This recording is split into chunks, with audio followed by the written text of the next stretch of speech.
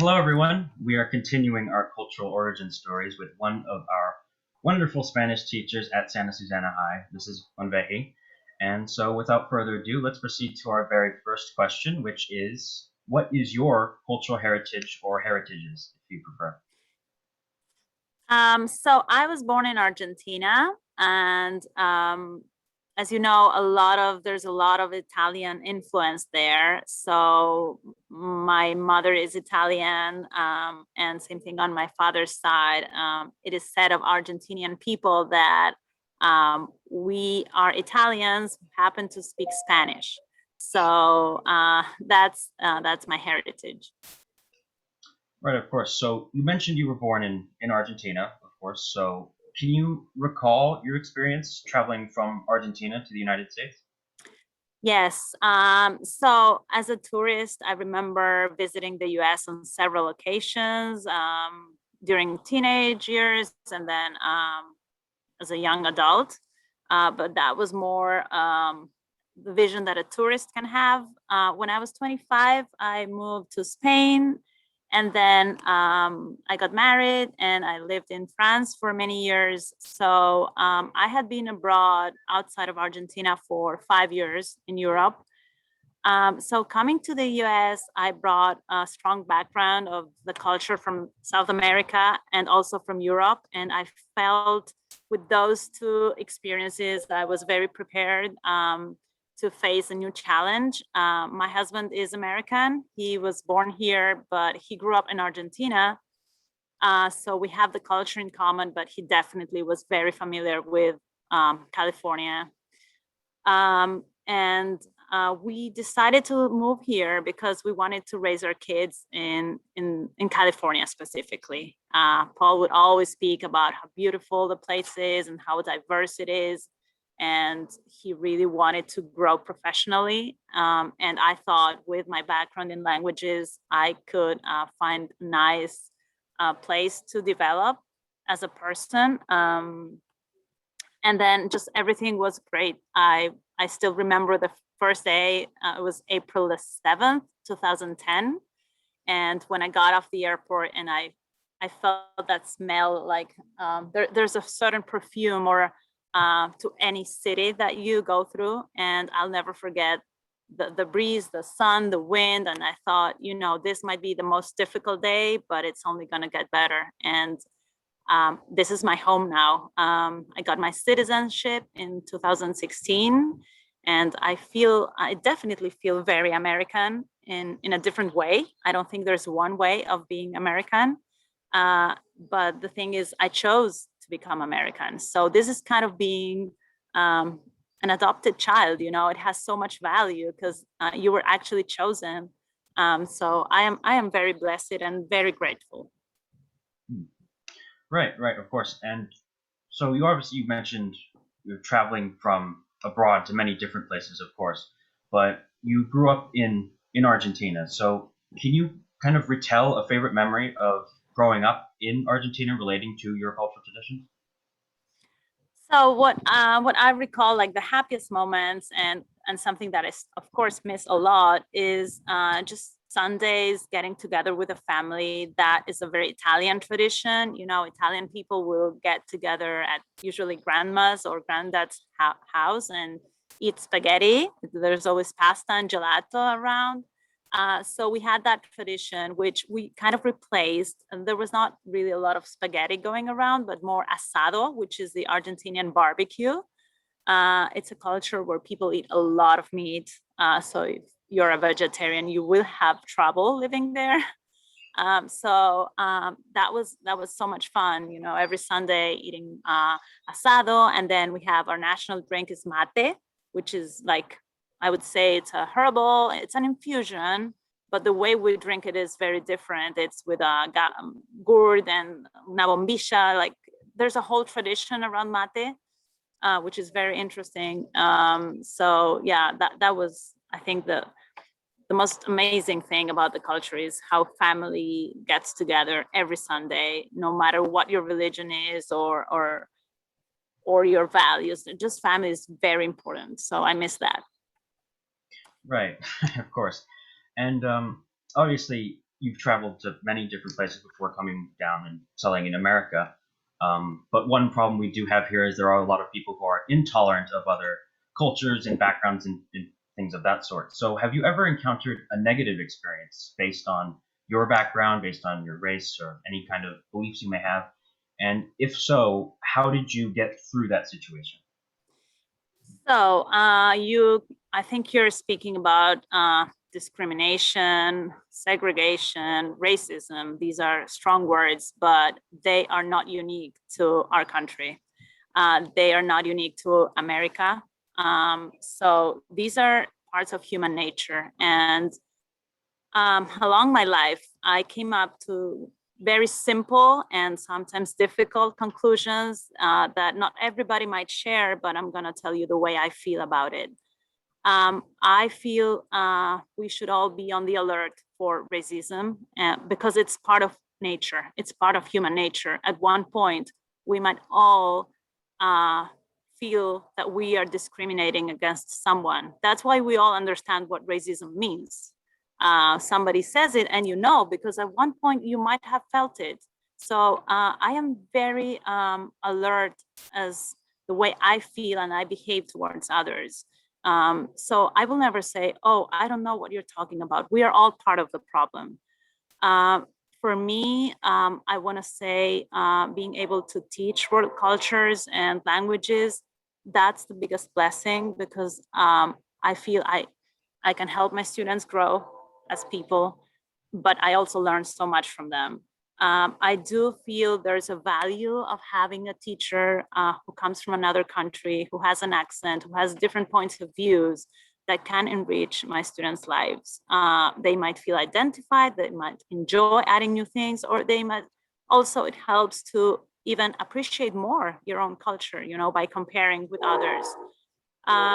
If I've ever felt discrimination, so I am aware that I came to the US with a capital, social capital, educational capital, and physical capital. And I'll explain a bit more, and economic capital as well.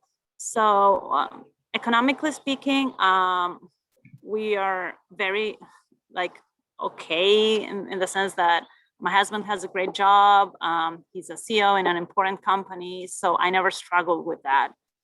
I am white, and that makes a difference. Unless I open my mouth and people hear my accent, I'm not in the same situation as somebody who's brown and it's obvious that they are Latino. And this is something difficult to say, but it's reality.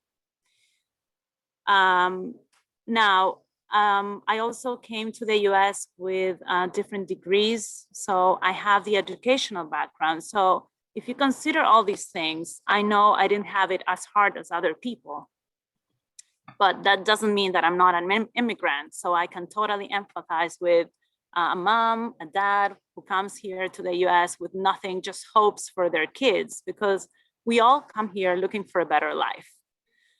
So what I can say is I think we all need to be on the alert, really be very honest about the way we feel, know that we might make mistakes. And when we do, just grow as a person. I learned so much. I remember one student of mine, I made a mistake. I confused Muslims with Arabs. And I said, you know what? I need to get educated. I didn't mean to offend. I confused a nationality with a religion. Well, it can happen. You know, people ask me, what language do you speak? That's not Mexican. And sometimes people are not mean. We don't know. And ignorance can lead to discrimination. So I think the future, I'm hopeful about education because I think most of us really want to try our best and we want to connect with others and accept and be super, I don't want to use the word tolerant, but really respect everyone because we're not that different after all. You know, culture might be, if you want to put it into numbers, maybe 10, 15, 20%. The rest, it's all the same. We're all human beings and we all want the same things. We all feel the same emotions. We laugh at the same things. We cry at the same things. So again, education is the solution. Right, of course. Obviously, it's a very important message to spread. Obviously, we have lots of problems here domestically, and obviously, those aren't exclusive to just the United States, of course. And you're an immigrant yourself, and when immigrants travel to different countries, and the U.S. is no exception, they bring with them the cultures and traditions and etc. of themselves. So, and many people refer to the U.S. as sort of a melting pot or a melting chamber that's comprised of all different kinds of cultures and backgrounds. So, what do you consider is the best part about living in a country with such diversity? So I know we have lots of things to solve, and this is not a perfect country. And there are a lot of issues that I think should concern us. But I also know that there is a lot of diversity, and out of that, only beautiful things can come out. Um, Personally, I could mention like the simple things. Of course, I love trying new restaurants, foods from India, from Thailand. That's the fun part, right? But that's the easy part. Everybody accepts that. Everybody enjoys going to a Vietnamese restaurant or an Argentinian restaurant. So I don't think there's much value in that. It's easy to take the food from another culture and say, "Oh, I'm very open to cultures," but that's not very meaningful, if you take the nice part or the easy one, but do away with the rest. Um, I think California is such a cosmopolitan, international place. I've been able to meet people from so many different places. I think we can all live together and build something nice if we focus on just a couple of values. We don't need to agree on everything, but just a couple of things. Like, we all want to live in a safe community. We all want our kids to have a good education. I think those things are what matters. And the rest, yes, we're all different. Different races, different religions, different nationalities, that can only enrich a country.